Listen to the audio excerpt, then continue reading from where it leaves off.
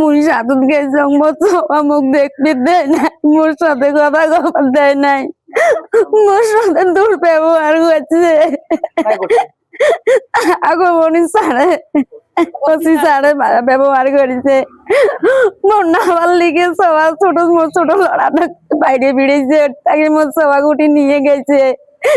নিয়ে যে দুধ জবস্তি সবাক আটকে আছে সবাক আমরা শাসন দমন করছি গিয়ে আবার ঘরে এলে খাওয়াইছে ওই আইনের আশ্রয় যাক যাতে আমার নামার লিগে সবার কোনো নাই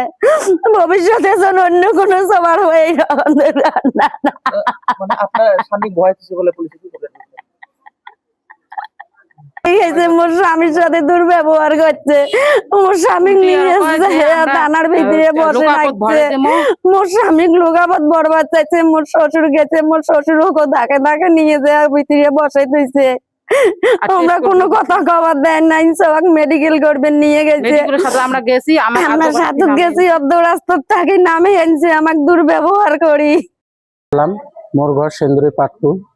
মোর এটা ছোৱালী আছিল নাবালক ছোৱালী বয়স 16 বছৰ 4 মাহ মোৰ ছোৱালীটোক খেৰবাৰীৰ এটা ল'ৰা বাপি তাই অপহৰণ কৰি লৈ যায় লৈ যোৱাৰ পিছত মই তাৰ ঘৰত গৈছো যোৱাৰ পিছত মই ছোৱালীটোক ঘূৰি চাইছো 2 দিন 3 দিন এনেকৈ গুচি যোৱাৰ পিছত মই তাৰ পিছত আৰক্ষী তাতে গৈছো তাতে এটা ইজাৰা দিছো ইজাৰাৰ পিছত ছাৰে কৈছে যে আজি আনি দিম কালি আনি দিম পৰহি আনি দিম কোৱাত ফিৰ কালি মই গৈছো যোৱাৰ পিছত এজন মানুহ উঠাইছে উঠোৱাৰ কাৰণে টাইম দিছে 1 ঘণ্টা পিছত আহিব মানে যিজনক উঠাইছে তাক এৰি দিছে এৰি দিয়াৰ পিছত আমাক সান্তনা দিছে যে 1 ঘণ্টাৰ ভিতৰত আপোনাৰ ছোৱালীক আনি আছে কালি গোটাই দিন গ'ল দিয়ে নাই ৰাতি 11টাত গ'লো তাতো দিয়ে নাই আজি গোটেই দিন গ'ল যোৱাৰ পিছত ধৰ 12টা মানত আনিছে খালি ছোৱালীটো আনিছে ল'ৰাটো আনা নাই ল'ৰাটো ঘৰতে ৰাখি আছে তাৰপিছত মই থানাত গ'লো ছাৰে ফোন কৰিছে যোৱাৰ পিছত মোক বহিব দিছে বহাৰ পিছত মই ক'লো ছাৰ কি হ'ল তাৰপিছত মানে দুইটা কথা কাটাকাটি হ'ল ছাৰ কালিতো ছোৱালী ঘৰতে আছিল আমাক ফোন কৰিছে কালি আপুনি কি আনা নাই মোক ধমকি দিলে কয় আপনি বেশি জানে নাকি আইন সম্পর্কে আপনি বেশি জানে মোর বেলেগ কাম নাই নাকি আপনার এইটো লৈ থাকিম নাকি এনেকুৱা কৈ আছিল তাৰপিছত মই মোৰ মামা এজন আছিল মামাও ক'লে যে স্যাৰ আপনাৰ ওচৰত আহিছো আপনি এনেকা ভাষা কয় দুৰ্ব্যবহাৰ কৰে এইটো কিন্তু ভাল নহয় আৰু কোৱাৰ পিছত তথাপি আমি মনে মনে আছো যে স্যাৰ যেটো কৰে কৰিব আৰু তাৰপিছত মোৰ ছোৱালীটো যখন লৈ যায় ধৰি মেডিকেল লৈ যায় মেডিকেল কৰাৰ কাৰণত মই ভাবিলো মই যাওঁ নহলে মোৰ ওয়াইফে যাব কিন্তু মোৰ ওয়াইফকো যাব দিয়ে নাই মোকো যাব দিয়ে নাই তাৰপিছত ছাৰক ক'লো ছাৰ নহলে আমি একটা প্ৰাইভেট গাড়ী লৈ পিছে পিছে যাই থাকিম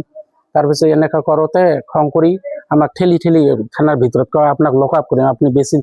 দেৱানি কৰে আইন কি আপুনি জানে না মই জানো এনেকা ধমকি মাৰিলে তাৰপৰা মোৰ মামাক ছাৰ আপুনি এনেকা ব্যৱহাৰ কিয় কৰি আছে আমি তো থানাত আজিলৈকে এনে দুৰ্ব্যৱহাৰ পোৱা নাই ওসি ছাৰে আৰু কয় আপুনিও ইয়াৰ কি হয় তাৰ মই ক'লো মোৰ মামা হয় কয় আপুনিও লোকক যাওক আপুনি বেছি বেছি কৰি আছে মই প্ৰথমৰ পৰা গম পাইছো ইয়াৰ কাৰণে তো এনেকা ক'লে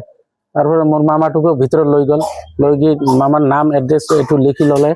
লোৱাৰ পিছত মামাক পিছত অনুৰোধ কৰিলো তাৰপৰা এৰি দিলে কেইদিন হ'ল ঘটনাটো ছোৱালী যোৱাৰ 5 দিন মান হ'ল একো সূত্ৰ পোৱা নাই